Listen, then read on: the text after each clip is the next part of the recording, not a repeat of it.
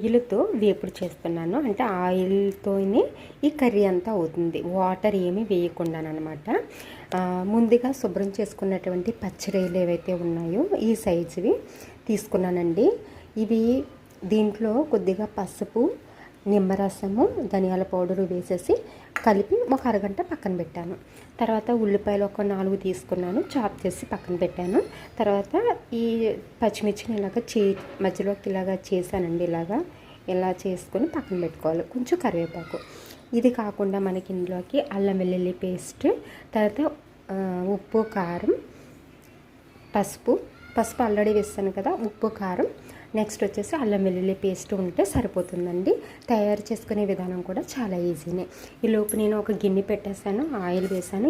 ఇందులోకి కొంచెం ఆయిల్ అయితే పడుతుంది. ఎందుకనంటే మనం ఈ ఆయిల్లోనే కదండి అంతా కూడా మగ్గిస్తామని చెప్పుకున్నాము, అందువల్ల కొంచెం ఆయిల్ అయితే పడుతుంది. ఇలా ఆయిల్ హీట్ అయిన తర్వాత ఇలాగా పచ్చిరొయ్యలు అనేది వేసుకొని వేపుకోవాలి. ఇదిగోనండి రొయ్యల కూర ఇలాగా, అంటే రొయ్యలు ఇలా వేగిపోతున్నాయి కదా, ఈ టైంలోనే మనము చక్కగా చాప్ చేసి పెట్టుకున్నటువంటి ఈ ఉల్లిపాయను కూడా వేసేసుకుందాం. ఎక్కువగా చాలామంది ఏం చేస్తారంటే అండి, రెడ్ కలర్లో అంటే చాలా గట్టిగా చేసేసుకుంటారు. దానివల్ల ఏంటి అంటే రొయ్యలు సాగిపోతున్నట్టు ఉంటాయి, మనం తినలేమన్నమాట. అందుకని మరీ బాగా ఏగిపోయేలా కాకుండా ఇలా కొంచెం మెత్తగా ఉండేలాగే చేసుకోండి. ఆ జ్యూసీనెస్ అనేది రొయ్యల్లోంచి పోతే కనుక టేస్ట్ అనేది బాగుండదు. చాలామందికి గట్టిగా రాళ్ళలాగా ఉంటే చాలా ఇష్టము. అలా ఉండే వాళ్ళకి అలా చేసుకోండి. లేదు మేము ఇలాగే తింటాము అంటే ఈ విధంగా చేసుకోండి. ఓకేనా? ఉల్లిపాయ ముక్కలు వేసేసుకున్న తర్వాతనే ఈ టైంలోనే మనం అల్లం వెల్లుల్లి పేస్ట్ కూడా వేస్తే మగ్గిపోతుందండి. దాంతోపాటు మనకి ఉడుకుతుందనమాట. కొంచెం అల్లం వెల్లుల్లి పేస్ట్ ఎక్కువగానే పడుతుంది. ఎందుకనంటే ఈ రొయ్యల్లో స్వీట్నెస్ అనేది ఉంటుంది కదా, అందుకని చెప్పి కొంచెం ఎక్కువగానే పడుతుంది. మసాలా అయితే ఇప్పుడు ఏమీ వేయొద్దండి, ఎప్పుడు వేయాలనేది చెప్తాను. జస్ట్ ఇప్పుడైతే ఇదంతా కలిపేసి మూత పెట్టుకోవాలి. చూసారు కదండి ఎంత చక్కగా ఉడుకుతుందో, చాలా బాగా వచ్చింది కదా, ఆయిల్ అంతా పైకి తేలింది కదా. ఈ టైంలో మనము సాల్ట్,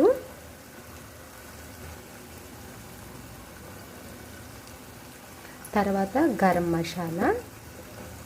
మసాలా పౌడర్ ఇదిగోండి ఇంత వేస్తున్నాను. ఇంకొంచెం అంతే. తర్వాత కారం అయితే పడుతుందండి, పచ్చిరొయ్యలు కదా, తీపిదనం వస్తుంది, అందుకనేసి వేసాను. మీరు కొంచెం కారం తక్కువ తింటారనుకోండి, తగ్గించుకోండి. క్వాంటిటీస్ అన్నీ కూడా ఉప్పు తక్కువ తింటారు అని అంటే నేను వేసిన దానికన్నా తక్కువ వేసుకోండి. ఈ విధంగా చక్కగా కలిపేసుకోండి. కలిపి మూత పెట్టేసుకోండి. అంటే ఇప్పుడు అలా అందులోనే ఇవన్నీ కూడా మగ్గుతాయి అన్నమాట. మసాలాలు ఇవన్నీ కూడా రొయ్యలకి పట్టుకుంటాయి.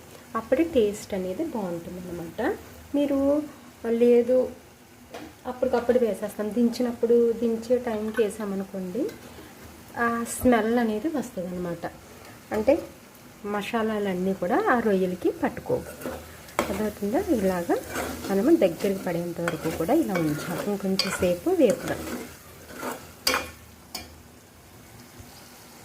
ఇదిగోండి ఇప్పుడు ఆయిల్ చక్కగా పైకి వచ్చేసింది కదా, బాగా వేగిపోయింది. ఈ టైంలోనే మనము ఈ పచ్చిమిర్చి, కరివేపాకు వేసేసుకోవాలి. ఇప్పుడు వేసుకుంటేనే టేస్ట్ వస్తుందండి, చాలా బాగుంటాయి అన్నమాట. మంచి ఫ్లేవర్ వస్తుంది, మొత్తం ఇల్లంతా స్మెల్ భలే వస్తుంది తెలుసండి. ఇదిగోండి ఇలా కలిపేసుకొని ఇంకా మనం దగ్గరికి వచ్చేసింది. ఒక్క నిమిషం ఉంచుకొని గ్యాస్ అనేది ఆఫ్ చేసేసుకోవాలి. అంతేనండి, ఎంతో టేస్టీగా ఉండే రొయ్యల వేపుడు అనేది సింపుల్గా తయారు చేసేసుకున్నాము.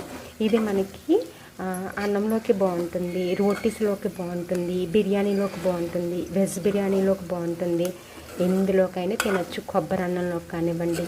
చాలా బాగా వచ్చింది కదా, మీరు కూడా ట్రై చేయండి. ఎలా వచ్చిందో కామెంట్ చేయండి. Thank you.